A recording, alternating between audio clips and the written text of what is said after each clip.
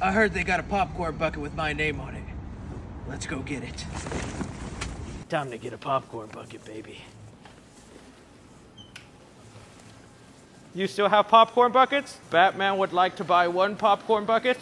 $37.88. Alfred, my card. Now we wait for the bucket. It'll be here momentarily. And we have got the popcorn bucket. Let's take this thing home and light it up. Now let's figure out how to it. Yes, that is right, my friends. If you've been following the 3C lore on the channel, you guys might remember during a live stream I told you the heartbreaking news that I thought I had thrown away my professionally made Batman 89 suit. During my move, I thought I accidentally threw it away in the packaging it came in, but when I went to my storage unit the other day, I found it in a box. I was so happy. So James Gunn, if you're watching, I'm not only up for the job, but I need you to start production on Batman Brave and the Bold so I can wear this costume around and do dumb things in it. But aside from that, my movie friends, we've got some stuff to discuss here today. Some things we'll be diving into is we got our full-length trailer for Terrifier 3. I'm going to be giving you my thoughts on that. We got what appears to be our first look at the Thing in the Fantastic Four, whether I'm loving the new design for the Thing or I'm against it. Even got ourselves our first details on the next Predator movie, Predator Badlands, and I just know some people are absolutely going to hate these details.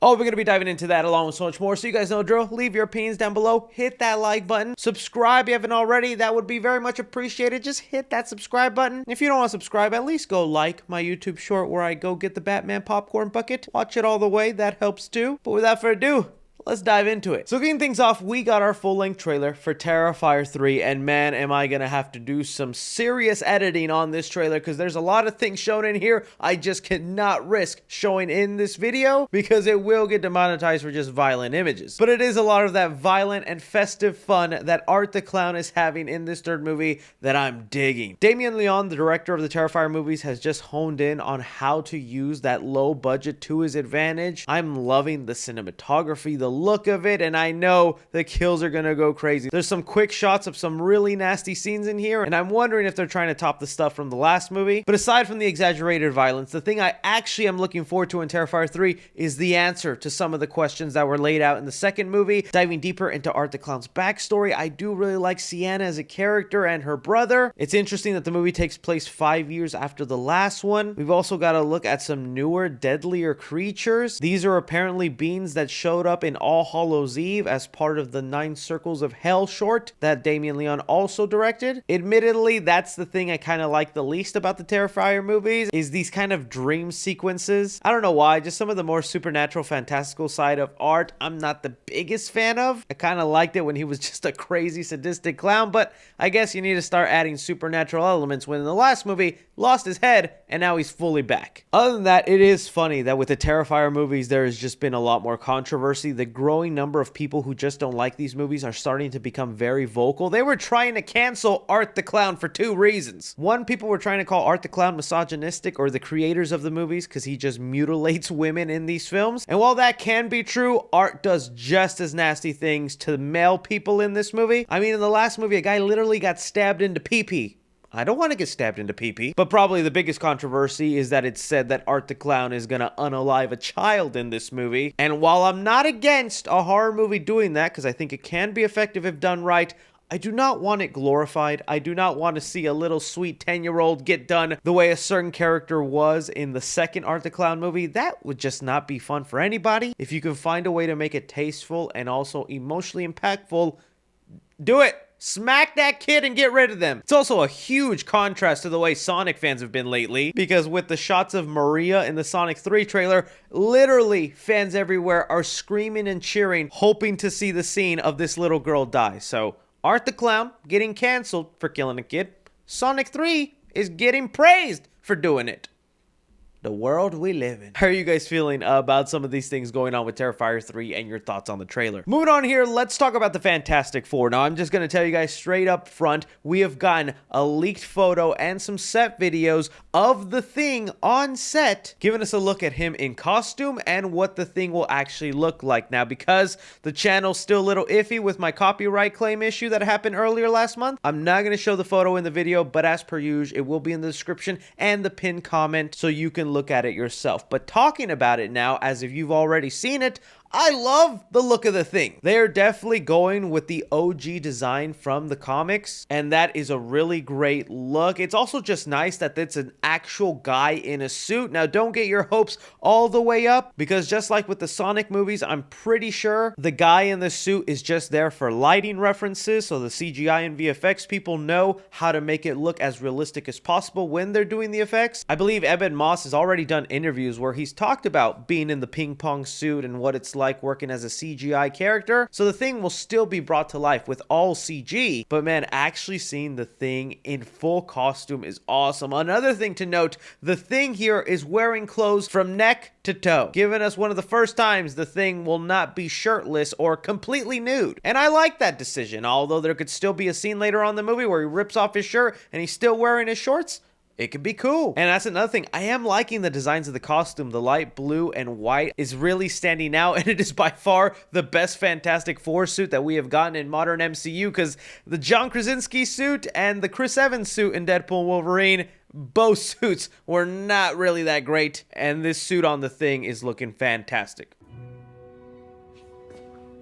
Say that again? So yeah, very happy with it. Now I can't wait to see what the other crew members look like. But you guys who got to look at the thing and the set photos, you like the look or you think they should have done something different? Moving on here to talk about the new Predator movie. Now, we just had Alien Romulus hit theater, and I think thanks to movies like Alien vs. Predators, when one or the other comes out, people are just always talking about, well, when's the next Predator movie since we just had Alien? And well, we did get announced, and we knew for a while that Dan Trachtenberg is going to be coming back for not only Prey 2, but another Predator movie that is only just called right now Badlands. Well, the movie has officially started filming. They're in New Zealand making the movie right now, which lets you know this Predator movie could be coming out next year, which is awesome. But the thing that might not be so awesome is we've also gotten a synopsis and character descriptions. And look, you guys know on this channel, I hate people throwing around the word woke. I hate those man babies who complain about powerful women in movies, and that's an agenda.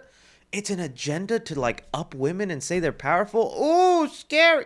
Get out of here. Oh man, I'm so glad these dumb YouTube channels did not exist in the days of early Alien movies, in the earlier Terminator movies, or heck, in most horror slasher films where women are always the prominent main character and defeat the ultimate bad guy. And well, with me saying this, I'm trying to prep you for what I'm about to read, because yes, it looks like they're gonna go with female leads for the Predator movie, and it will be two sisters going up against a predator. Let me read you the plot synopsis. The synopsis here says, a groundbreaking film in which one of the two main storyline delves into the intricate bond of two very different sisters. Their family ties are put to the ultimate test as they pursue divergent paths and missions. Now, it looks like these two sisters will actually be twins, so it'll be played by the same person, and we did get a report just yesterday of who that could be. Actress Elle Fanning could play both roles. And while the name and description for the two sisters, Thea and Tessa, go as, Thea has spent most of her life in a laboratory and is now embarking on her first big adventure in the world. She is incredibly smart, witty, enthusiastic,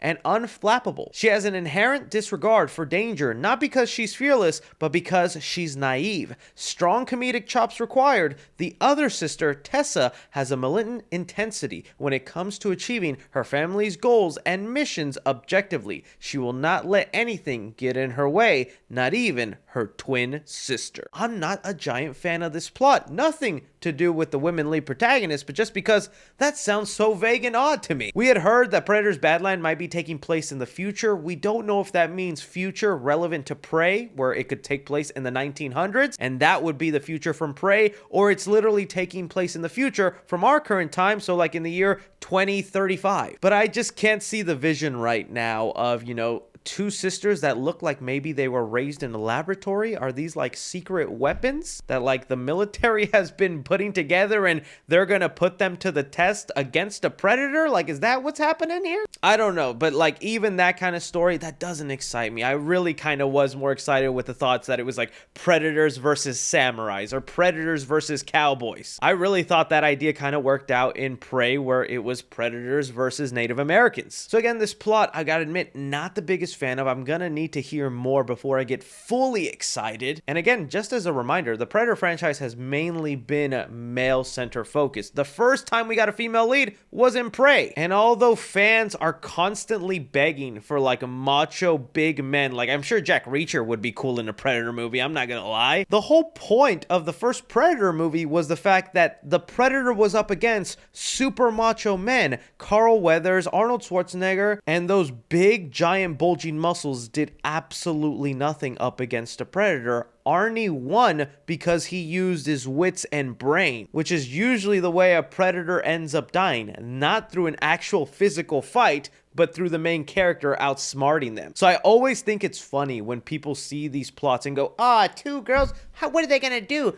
B-slap the Predator? No, they're gonna outsmart them, just like it has happened in all the Predator movies. So yeah, we'll see how this goes, but the idea of lab-grown twin sisters fighting off a Predator, not that exciting just yet. I need to hear more details about what exactly did they cook in that lab. Moving on now to talk about some Spider-Man. So earlier this week, we got a bit of an update for Daniel RPK, and he did let us know something that Spider-Man fans have been suspecting for a while, is that no, Spider-Man 4 does not look like it's going to begin filming this year, and that makes sense. We're like 3-4 months from the year ending, and we don't know a director, we don't know the writer, we don't have any updates on this film, but instead the movie will begin production early next year, aiming for a 2026 release date, looking like it will be the film to release between Avengers Doomsday and Avengers Secret Wars, where we'll kind of have non-stop Tom Holland in our lives for a good chunk. While he's definitely taking a big break right now, we're gonna get Tom Holland Spider-Man in Doomsday, Spider-Man 4, and then Secret Wars. So, you know, the wait's gonna be worth it eventually. That's plenty of Tom Holland for me. But the reason I bring this up is because Daniel RPK did mention it is looking like it's likely going to be a multiverse story. And, you know, Spider-Man fans all across the internet were kind of upset, like we always are, because we really thought they were setting up a grounded street-level Spidey story so well at the end of No Way Home, and looks like that story is now gonna have to wait for Spider-Man 5 when we get to that. And that's where Kingpin and maybe Daredevil will show up and whatnot. Okay, look, I've said for the longest time, of course, I want that grounded movie, and fine, I'll wait one more film, and I can't complain too much, because the minute I see Tobey Maguire and Andrew Garfield as part of the film, well, I'm just not going to complain anymore, and I'm going to be very happy to see those Spider Bros back. But now it's time to ask ourselves the real question that might be so true.